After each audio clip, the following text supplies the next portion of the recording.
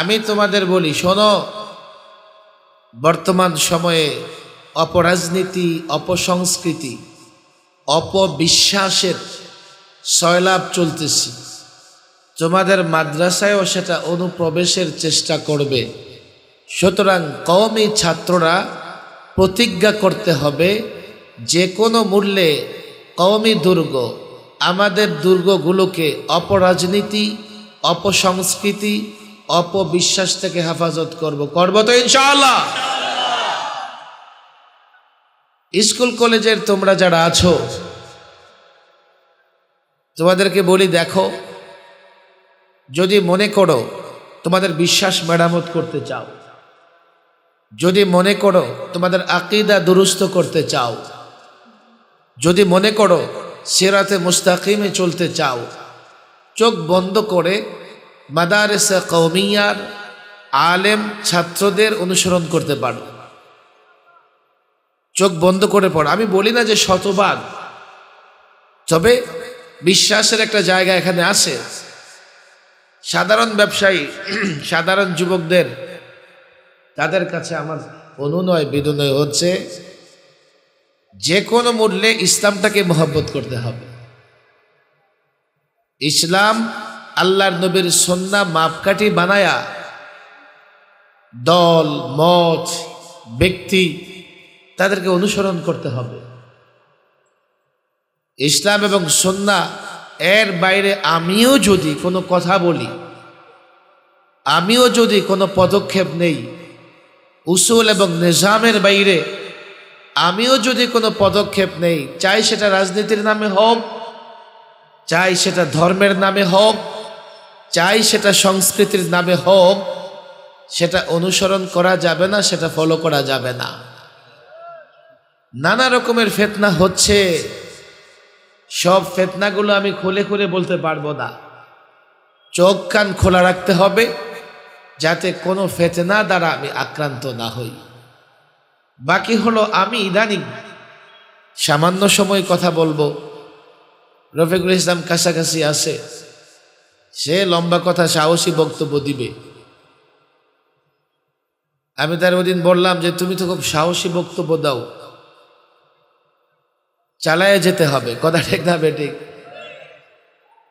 আমি দুটা বিষয় ইদানিং কথা বলি, কথা বলার চেষ্টা করি আর কি। যদিও কেউ কেউ আপত্তি করতে পারে, আপনি এই বিষয়ে কথা বলেন, এগুলো তো তাফসিরের মাহফিলে বলা যায় না। কেউ কেউ বলতে পারে এগুলো কি ওয়াজ, কেউ বা বলতে পারে এই কথাগুলোর প্রয়োজন কি, এগুলো তো আমরা জানি। হয়তো বা আজকের এই মাহফিলে এই কথাগুলো বলা মানানসই হবে না, কিন্তু প্রসঙ্গক্রমে আমাকে বলতেই হবে। অনেকে বয়ান করেছেন, আবার বয়ান হবে, মাঝখান থেকে আপনারা ধরে নিতে পারেন যে আমি কিছু ভিন্ন প্রসঙ্গে কথা বলে গেছি, মাঝখান থেকে আপনারা মনে করতে পারেন আমি ভিন্ন একটা বিষয়ে বলবার চেষ্টা করেছি। আমাকে মাফ করবেন, আমাকে ক্ষমা সুন্দর দৃষ্টিতে দেখবেন। আমি আকাবির আসলাফদের উসুলের উপর চলা পছন্দ করি। আমি মনে করি উসুল এবং নিজামের উপর চললে, ধীরে ধীরে চললেও লক্ষ্যে পৌঁছা যাবে।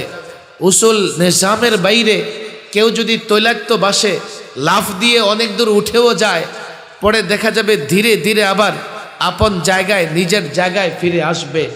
আজকে উসুল এবং নিজামের উপরে কাজ করা, আকাবির আসলাফদের তরিকাগুলো জেনে বুঝে কাজ করা, এটা আমাদের জন্য অত্যন্ত জরুরি, আমাদের জন্য অত্যন্ত প্রয়োজনীয়।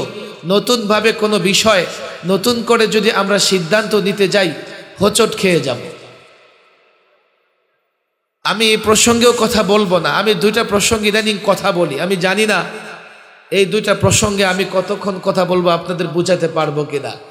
আবারও মাফ চেয়ে নিচ্ছি আপনাদের কাছে। একটা প্রসঙ্গ হলো বাংলাদেশের ইতিহাস। আমাদের সকলকে বাংলাদেশের সঠিক ইতিহাস জানার দরকার আছে না নাই? দুই, ইসলাম সম্পর্কে আমাদের ধারণাটা কি হওয়া উচিত, আর আমরা ইসলাম সম্পর্কে ধারণা কি রাখি। বলে হুজুর বাংলাদেশের ইতিহাস তো কত পড়লাম, কত জানলাম, কত দেখলাম, আমি বলি অধিকাংশ জায়গায় এই ভূখণ্ডের সঠিক ইতিহাস লেখাও নাই, অধিকাংশ ব্যক্তি এই ভূখণ্ডের সঠিক ইতিহাসটা বলেও না। বলে হুজুর সঠিক ইতিহাসটা কি? যারা সাধারণত ইতিহাস চর্চা করে আমাদের পাঠ্য বইয়ে বাংলাদেশের ইতিহাস আছে না নাই? তবে এবার আমরা জুলাই চার্টারে, জুলাই সনদে সঠিক ইতিহাস তুলে ধরেছি এবং আমাদের বিশ্বাস আগামীর সংবিধানে বাংলাদেশের সঠিক ইতিহাসটা আসবে। সঠিক ইতিহাস কি? এখন কি ইতিহাস আমরা চর্চা করি? এখন ইতিহাস শুরু করা হয় 1971 থেকে, অথচ আমরা এই ভূখণ্ডের মালিক হয়েছি 1947 সালে। যদি ভূখণ্ডের ইতিহাস 71 থেকে শুরু করা হয় তা আমরা এই ভূখণ্ডের মালিকানা দাবি করতে পারবো না। আপনারা যারা জমির মালিকানা দাবি করেন বা জমির মালিকানা কিভাবে দাবি করা হয় সেটা বুঝেন, এটা ভালোই বুঝবেন। কোন জমির মালিকানা দাবি করতে হলে, কোন জমির মালিকানা দাবি করতে হলে বেশ কয়েকটা পর্চা লাগে কি লাগে না? আচ্ছা, হ্যাঁ, শান্ত বসেন। মনে হয় যে মাদানী সাহেব আসতেছে, তাই না? নিয়ে আসেন, শান্ত হয়ে বসেন। আচ্ছা, নিয়ে আসো, ধীরে সুস্থে নিয়ে আসো, বেচারা যাতে কষ্ট না হয়।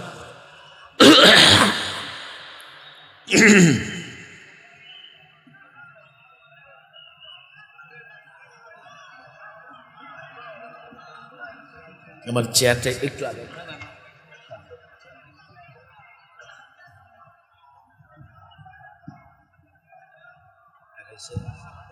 হ্যাঁ, ঠিক আছে। হ্যাঁ, কর্তৃপক্ষ বলতেছে হেদায়েতের উদ্দেশ্যে আমার কাছে হেদায়েত নাই। না না, ওটা কোন আমার কাছে হেদায়েত নাই।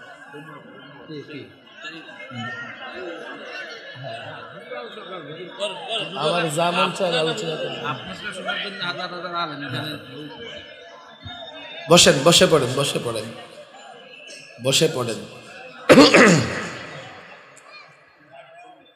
এই বসেন, বসেন, যে যেখানে জায়গা পান বসে পড়েন। যারা বাহিরে আছেন ভেতরে ঢুকে যান। যারা বাহিরে আছেন এই যে বাঁদিকে খালি আছে, ভেতরে ঢুকেন, ভেতরে ঢুকেন। এই যে বার দিকে কর্নারে আছে, আপনারা ভেতরে ঢুকে যান, তাহলে জায়গা হয়ে যাবে। হ্যাঁ, বাঁদিকে ঢুকে যান। হ্যাঁ, কথা বলবেন না, বসে পড়েন। যে যেখানে জায়গা পান বসে পড়েন, বসে পড়েন। এই ছেলেরা মাঝখানে বসো, আর সামনে অগ্রসর হবার চেষ্টা করবা না। যে যেখানে সুযোগ হয় বসে পড়েন। পেছনে জায়গা আছে,